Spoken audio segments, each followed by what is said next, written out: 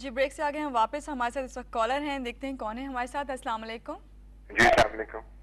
जी मेरा सवाल जनाब जफर हलाली साहब से है कि जो मौजूदा दौर में पाक अमरीका ताल्लुकात को किस तनाजुर में देखते हैं, इसके ऊपर थोड़ी सी रोशनी डालिएगा, क्योंकि इनकी जो सिफारती माशाल्लाह एक्सपर्टीज है उसके मोतरफ हमें मेरे ब्रदर इन लॉ यमन में होते थे, वो उनका काफी जिक्र करते रहे।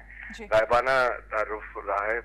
मेरे ब्रदर इन लॉ मरहूम मंसूर रजा इनके अच्छे दोस्तों में से थे जफर इलाही साहब के, तो मेरी रिक्वेस्ट ये कि सर इस सिलसिले में काइंडली आप हाईलाइट कीजिए। जी थैंक यू। जी देखिए, अमेरिकन के साथ हमारी बड़ी क्लोज रिलेशनशिप है और हर वक्त रही है, और हमारे डिसएग्रीमेंट्स भी होते रहे हैं। मगर मैं इस वक्त थोड़ा सा हैरान हूँ कि ये विकी लीक्स के देखने से कि देखिए, एक चीज़ अमेरिकन को पता था कि हम नहीं चाहते हैं मिसाल के तौर पे कि हिंदुस्तान का इन्फ्लुएंस हो अफ़गानिस्तान में, जी और ये बात खुली बात है, ये हमने कभी छुपाया नहीं है। अमेरिकनों को पता था कि हमारी सेंसिटिविटी कितनी है, और अमूमन जो है अमेरिकन गवर्नमेंट्स अगर वो चाहते हैं कि पाकिस्तान के साथ उनके ताल्लुकात अच्छे रहें तो ये इस पे वो भी अमल करते थे। अब पता चला है विकी लीक्स, कल के विकी लीक्स, आज सुबह के विकी लीक्स से, कि ना सिर्फ इनको पता है कि ये जो हिंदुस्तानी लोग हैं, इंडिया है अफ़गानिस्तान में वज़ीरिस्तान और बलूचिस्तान पे इंटरफेयर नहीं कर रहा है, मगर उनको छुट्टी दिया हुआ है। ना सिर्फ उनको पता था मगर ये कारज़ाई को भी पता था, बल्कि कारज़ाई ने उनको दावत दिया और कारज़ाई ने परवाही नहीं किया, बल्कि उनसे उनके साथ अपने ताल्लुकात बढ़ाने की कोशिश की। देखिए, जब ऐसी बात आती है तो ये रिलेशनशिप को बड़ा धचका देता है। ये जो ट्रस्ट होता है, एक किस्म का ट्रस्ट जो होता है वो हिल जाता है, और ये होता ही ट्रस्ट है इस सफारतकारी में, काफ़ी हद तक ट्रस्ट होता है। अब आप मुझे बताएं कि हम क्या कहें कारज़ाई के साथ, हमारी क्या रिलेशनशिप होती है कारज़ाई के साथ जब हमें पता है कि चूरी से वो पीठ पे मार रहा है। हम क्या कह सकते हैं अमेरिकनों को कि तुम्हें पता था और तुम प्रिटेंड कर रहे थे कि तुम्हें पता नहीं है, या तुम कह रहे थे कि है ही नहीं कोई। तो ये जो बातें हैं ये होते हैं डिप्लोमेसी में, ये मैं नहीं कहता कि मुनाफकत नहीं है, होता है बिल्कुल, मगर कुछ रिलेशनशिप्स ऐसे हैं that transcend this kind of thing. और ये अफसोस की बात है कि मिसाल के तौर पे ऐसे किस्म के लीक्स आ रहे हैं। और अनदर लीक ये है कि आज पता चला है अमेरिकनों से के थ्रू, माने हमें आज पता चला है कि अमेरिकनों को पता था कि हिंदुस्तान की जो फौज है वो मुसलमानों के साथ ना सिर्फ कश्मीर में मगर और जगह क्या करती थी, क्या गठजोड़ है उनका हिंदू एक्सट्रीमिस्ट के साथ। कल तक इस बात का बिल्कुल जिक्र नहीं था, और मैंने यही सोचा था मैं आपसे कहूंगी क्या वजह है कि भारत या इसराइल का जिक्र नहीं आ रहा, इस तरह के इंकशाफात नहीं हो रहे हैं। तो हमें वो कहते हैं टेररिज्म, मगर हमने एक लफ्ज़ नहीं सुना है उनके बारे में। तो क्यों नहीं हमारे लोगों को उन्होंने कहा कि भाई तुम लोग, हम सिर्फ तुम्हें नहीं कह रहे हैं, हम हिंदुस्तान को भी कहते हैं, हम हिंदुस्तान के भी जो चाल से फ़िक्रमंद हैं, मगर ये कुछ नहीं हुआ। तो ये जो बैलेंस एक किस्म का होता था हमारे रिलेशनशिप, जो हम एक्सपेक्ट करते थे अमेरिका मेंटेन करें, वो नहीं कर रहा है।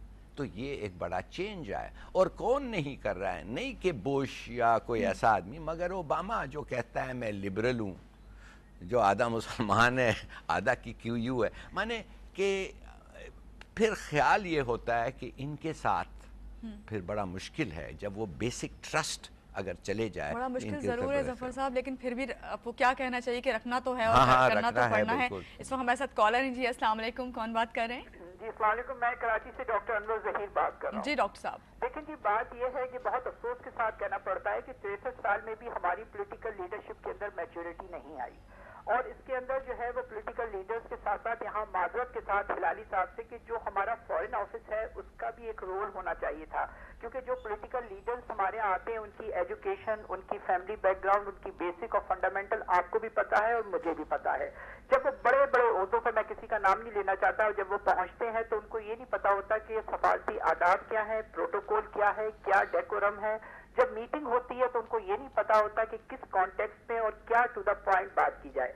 वो ऐसी इररेलेवेंट बातें करते हैं कि जिसका नतीजा और दूसरे ममालिक और खास तौर पे हम अमेरिका को सुबह से शाम तक मोरद इल्जाम ठहराते हैं कि वो हमारा साथ नहीं देता। वो तो हमारा फायदा उठाता है, वो देखता है कि हमारी क्या क्या वीकनेस है, ہمارے ہاں کے جو لیڈرز ہیں اس سے وہ ڈومیسٹک افیئرز جو ہے وہ ڈسکس کرتے ہیں، بجائے اس کے کہ جو فنڈامنٹل ملک کی بیسکس ہوتی ہیں اس کو ڈسکس کیا جائے. ان کو یہ فکر ہوتی ہے کہ ہم جس اقتدار کی کرسی پہ بیٹھے ہیں کل وہ ختم نہ ہو جائے. اس میں فارن آفس کے لیے یہ کہوں گا کہ جو فارن آفس کے آج کے لوگ ہیں میں ان کو تو بالکل ہی مطمئن نہیں ان کی کارکردگی سے. جو اس وقت ہلاری صاحب کا ایک بیچ تھا وہ اتنے میچور لوگ ہوتے تھے اور اتنے سیزنڈ ہوتے تھے کہ اگر وہ لوگ ان کو صحیح معنوں میں ایجوکیٹ کرتے اور بتاتے کہ کیا کیا جاتا ہے، کس طریقے سے ہمیں میٹنگ کرنی ہے، کس طریقے سے ہمیں اپنی بات کرنی ہے، تو میرا خیال یہ تمام چیزیں جو نہیں ہوتی ملک مضبوط ہوتا.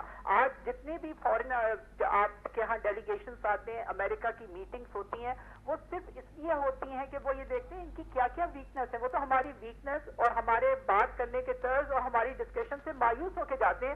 وہ یہ کہتے ہیں کہ پاکستان کے اندر نہ سنسیئرٹی نظر آ رہی ہے، نہ آنیسٹی، نہ ٹرانسپیرنسی، نہ ہیومینٹی، نہ پیٹریوٹزم. تو یہ تمام چیزیں ہیں جو کسی ملک کو اوپر لے کے جاتی ہیں. آج سب سے زیادہ پاکستان کے بارے میں صفحات نظر آ رہے ہیں. ٹھیک ہے دنیا کے مختلف ممالک میں بھی اس قسم کی باتیں ہوئی ہیں جو وکی لیکس نے افشاں کی، لیکن اصل چیز یہ تھی کہ پاکستان کے بارے میں میرا خیال یہی ہے کہ صرف ڈس آنیسٹی کی وجہ سے یہ سارا کچھ ہوا. I would like to give my word of thanks. بہت شکریہ ڈاکٹر صاحب.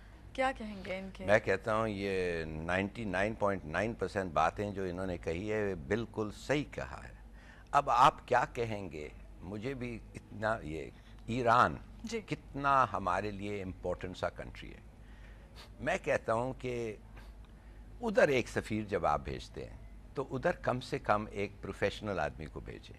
اگر آپ پروفیشنل آدمی کو نہیں بھیجتے یا پھر ایک مانا ہوا سیاستدان، مثال کے طور پہ قائد اعظم نے غضنفر علی خان کو بھیجا تھا جو ان کے ساتھی تھے اور موومنٹ میں.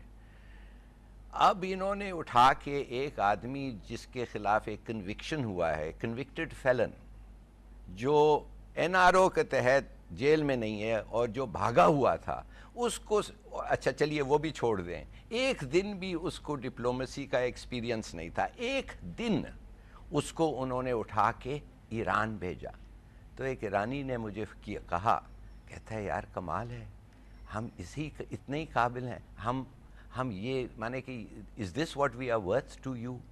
تو بڑی افسوس کی بات لگی. تو یہ فیصلے ان کو کیوں کرتے ہیں مجھے پتہ نہیں ہے. یہ اپنے دوستوں کو اگر آپ ایک اچھا مشن مانے فیور کرنا چاہتے ہیں تو اٹھا کے پورچوگل بھیج دیں، اس کو اٹھا کے سوئٹزرلینڈ بھیج دیں اس کو. آپ کیوں چاہتے ہیں کہ ایسے ملک میں ایسا آدمی جو بیچارہ یہ اپنے لیے وہ سمجھ نہیں سکتا. اور ایرانینز جو ہیں آپ کو پتہ ہے بڑے سفسٹیکیٹڈ آدمی ہیں، وہ ایک منٹ میں پہچان لیتے ہیں.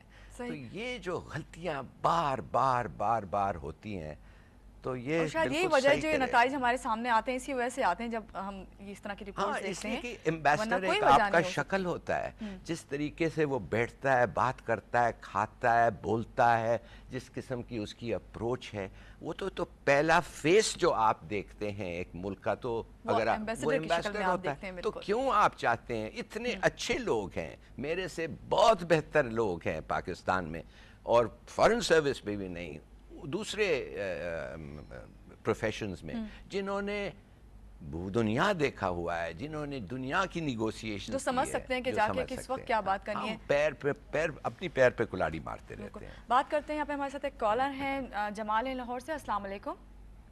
جی ہلالی صاحب بالکل صحیح فرما رہے ہیں. اگر ان میرٹڈ جو ہے وہ پوسٹنگز ہوں گی اتنی امپورٹنٹ پوزیشن پہ، یہ ایمبیسڈر صرف ایک پوزیشن، ایک جاب نہیں ہے، ایک ملک کو ریپرزینٹ کر رہا ہے، اس کا امیج ہے، تو پھر یہی کچھ ہوگا. اور بات یہ ہے کہ جو امریکن انفلوئنس ہے وہ آج سے تو ہے نہیں، وہ تو شروع دن سے پاکستان میں انفلوئنس رہا ہے. ایوب خان صاحب نے بڑا بیس جو ہے وہاں تک انہوں نے ایئر بیس ان کو دی ہوئی تھی. تو یہ انفلوئنس تو تھرو آؤٹ ہے. After colonial master Britishers left then Americans took over. اور وہ انٹرفیرنس اس لیے ہے کہ ہمارے ہاں جو ایک سٹرکچر ہے گورنمنٹ کا یا ایک گورننس کا یا سسٹم آف پالیٹکس کا، اس نے آج تک کوئی اسٹیبلٹی نہیں دی.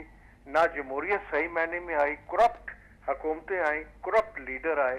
اب سوال یہی پیدا ہوتا ہے کہ اگر کرپٹ لیڈر نہ ہوں تو وہ نہ انمیرٹڈ لوگوں کو لائیں گے، نہ ایسے لوگوں کو لائیں گے جو ڈیزرو ہی نہیں کرتے. جیسے ابھی بات کر رہے تھے، انہیں پتہ ہی نہیں بیٹھنا کیسے ہے. وہ اگر بادشاہوں کے سامنے بیٹھتے ہیں تو وہ انہیں جوتے دکھا دیتے ہیں. تو جب ہم ایسے لوگوں کو لائیں گے تو پھر یہی حال ہوگا.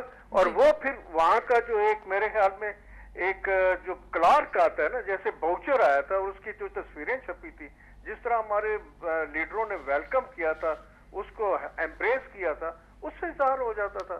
تو یہ کوئی نئی باتیں تو ہے نہیں, یہ انٹرفیرنس وغیرہ.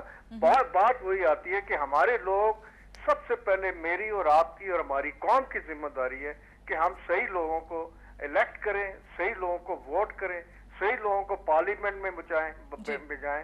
یہاں پر میں سمجھتا ہوں الیکشن کمیشن کا کام ہے, وہ آج سے ایک پولیٹیکل پارٹی سے ان کے تمام ایسے لوگوں کے ایک آپشنز لے کن کو وہ اگلی الیکشن میں وہ کھڑا کریں گے, پھر ان کو وہ سکروٹینائز کرے, انٹیلیجنس کرے, میڈیا انٹیلیجنس کرے.